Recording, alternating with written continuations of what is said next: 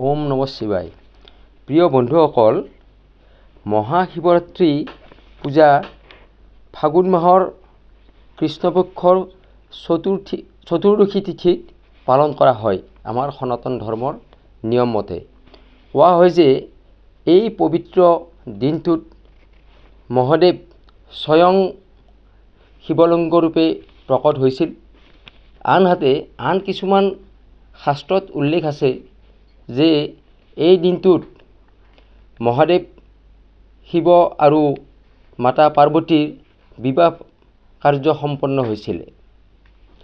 সি যিকিয়ে নহওক, মহাশিৱৰাত্ৰিৰ শিৱ পূজা কৰিলে আৰু মাতা পাৰ্বতীক আৰাধনা কৰিলে সকলো পাপ খণ্ডন হয় আৰু মনৰ সকলো কামনা পূৰ্ণ হয়।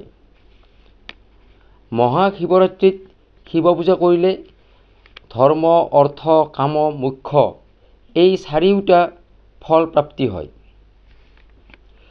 এই মহাশিৱৰাত্ৰিৰ দিনাখন আপুনি এজন অভিজ্ঞ পুৰোহিত মাতি আনি নিজেই পূজা অৰ্চনা কৰিব পাৰে। আৰু যদি সেইটো সম্ভৱ নহয়, তেনেহ'লে শিৱলিংগ এটাত দধি, দুগ্ধ, ঘৃত, মধু অৰ্থাৎ প্ৰথমতে দৈ, তাৰপিছত এৱা গাখীৰ, তাৰপিছত ঘিউ আৰু শেষত মৌৰে অভিষেক কৰাই লিংগটো অভিষেক কৰাই ল'ব আৰু তাৰপিছত বিশুদ্ধ পানীৰে পুনৰ স্নান কৰোৱাই শিৱৰ প্ৰিয় বস্তু ভাং, ধতুৰা ফুল, বেলপাত আদি নিবেদন কৰি চাকি, ধূপ, ধূনাৰে আৰতি কৰিব। ওং তৎপুৰুষায় বিদ্মহে মহাদেৱায় ধীমহি তন্নৰুদ্ৰ প্ৰচোদয়াৎ। এইটো শিৱৰ গায়ত্ৰী। এই শিৱ গায়ত্ৰী জপ কৰিব পাৰিলে ৰুদ্ৰাক্ষৰ মালা লৈ 108 বাৰ জপ কৰিব পাৰিলে ভাল।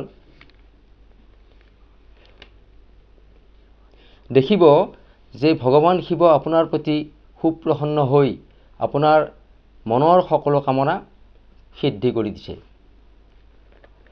প্ৰিয় বন্ধুসকল, এইবাৰ 2026 চনৰ শিৱৰাত্ৰি মহাপূজা অৰ্থাৎ কৃষ্ণা চতুৰ্দশী তিথি আৰম্ভ হ'ব 2 ফাগুন 15 ফেব্ৰুৱাৰী ৰবিবাৰে আবেলি 4:47:37 আৰু সমাপ্ত হ'ব 3 ফাগুন 16 ফেব্ৰুৱাৰী সোমবাৰে সন্ধিয়া 5:26:03 গতিকে এই সময়ছোৱাৰ ভিতৰত মহাশিৱৰাত্ৰি পূজা কৰিব পাৰিলে অতি উত্তম। এই সময়ছোৱাত যদি আপুনি শিৱৰাত্ৰি পূজা কৰে, তেনেহ'লে মহাদেৱ শিৱ খুব সোনকালে খুব প্ৰসন্ন হয় আৰু আপোনাৰ সকলো মনৰ কামনা পূৰ্ণ কৰি দিয়ে। প্ৰিয় বন্ধুসকল, এই ভিডিঅ'টো কেনেকুৱা পালে আপুনি মোক কমেণ্ট কৰি জনাব আৰু আপোনালোকৰ সকলো বন্ধু বান্ধৱীকে শ্বেয়াৰ কৰি আপোনাৰ দৰে উপকৃত কৰি তুলিব। ওম নমঃ শিৱায়। ধন্যবাদ।